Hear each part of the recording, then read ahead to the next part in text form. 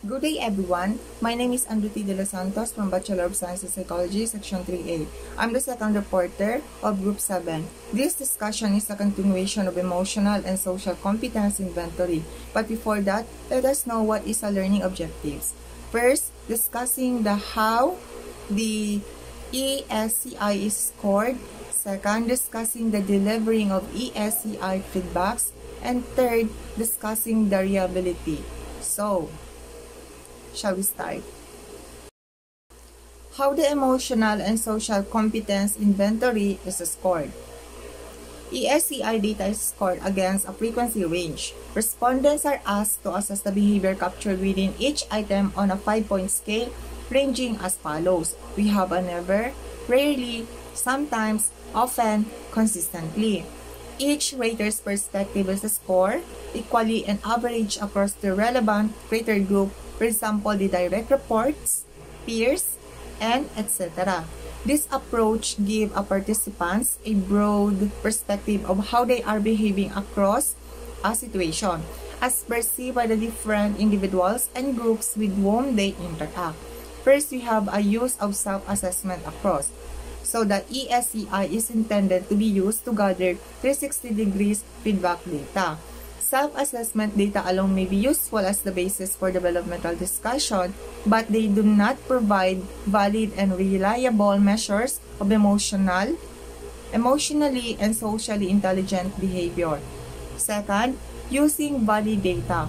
When using the ESCI, it is important to recognize that not all the data collected may be usable. Delivering the emotional and social competence inventory feedbacks. The ESCI shows participants how others experience their behavior in terms of the consistency with which they demonstrate emotional and social competencies. It helps participants to appreciate their strengths, to recognize how consistently they do certain things, and to identify what they can do even more effective. In interpreting the ESCI feedback report, it helps participants to make sense of their feedbacks and form a judgment about the validity for them, based on the raters' familiarity with their behavior and the level of agreement between their raters. It represents feedback data in a data number of ways to support participants' understanding of how they demonstrate their emotional and social competencies. We have a summary data. A summary of self and total other scores for each competency. Second, detailed data. Detailed competency scores by rater group with a competency definition. Third, item frequency reports. A distribution of ratings by rater group for each ESCI item. And lastly, verbatim comments. Feedbacks as written by raters about the participants' behavior and performance. Sharing ESCI feedback. Accredited practitioners are encouraged to use the following coaching framework when sharing ESCI feedback. First, introducing the process. The participant and coach to discuss how they will work together and contract on important issues, for example, the confidentiality. Mahalaga malaman ng participants na kung ano man kinalabasan ng kanyang test o assessment ay mananatili itong confidential at hindi maaaring malaman ng ibang tao.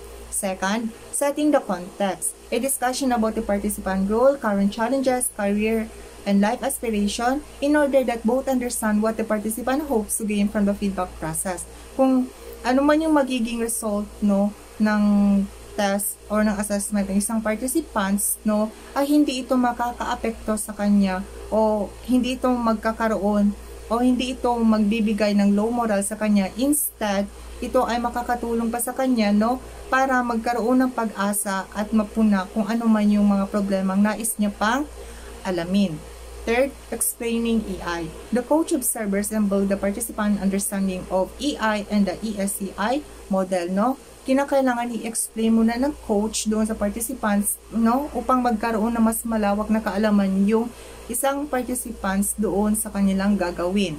Fourth, encouraging self-assessment. A discussion of the participant's own view of her strengths and development needs. The coach assesses the participants' self-awareness and identifies any potential blind spot. So, dito is kailangan i-discuss muna no? I-discuss na participants yung kung ano ba yung mga strengths at saka yung development needs niya. Ang coach naman is magkakaroon siya ng self-awareness, no? At bibigyan niya ng at i-assess yung participants, no? Para mapuna ko ano pa yung mga any or possible problems na kinakailangan na isang participants upang mapuna yung kanyang problema. Fifth, explaining the ESCI report. An explanation of the ESCI assessment and report format. A discussion about the people the participant approach for feedback and his or her relationship with them. No? Kung ano man yung magiging result, no? Magiging result o kalabasan ng isang test or ng assessment ng participants ay hindi ito makaka-apekto sa kanyang relationship, no? Between the coach and sa ibang tao. 6. Exploring the data. The coach help participants to make sense of their feedback data in relation to their perception of their personal characteristic, the demands of their work context, and the priorities of their roles. Discussing a participant's ESCI feedback involves open exploration and the testing of any hypothesis that coach has formed when reviewing the data. No? Dito is kung ano may magiging result doon, no, sa test or assessment ng isang participants, no, yung coach is willing naman siya na bigyan ng magandang feedback yung isang participants upang mas mabigyang kahalagahan at mas malaman at maunawaan ng participants kung ano pa ba yung kailangan niyang puna o kailangan niyang bigyan ng mas importansya doon sa kanyang problema. Reliability. Reliability refers to the consistency or stability of observation and measures.